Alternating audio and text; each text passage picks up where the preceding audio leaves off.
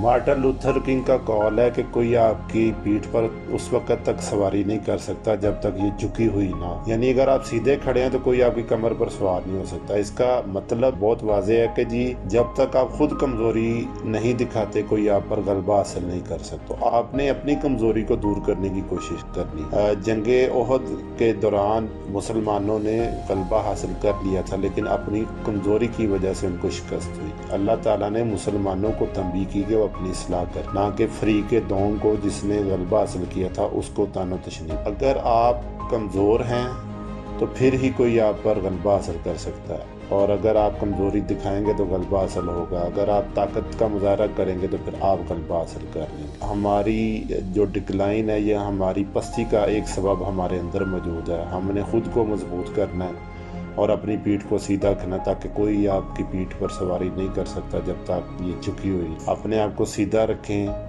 गालब रखें, ताकतवर रखें, तो कोई किसी की हिम्मत नहीं पे आप पे गलबा पा। आप अपनी कमज़ोरी की वजह से ही किसी के दबाव में आते हैं और किसी के नीचे आते हैं या किसी के गलबे में आ जाते हैं।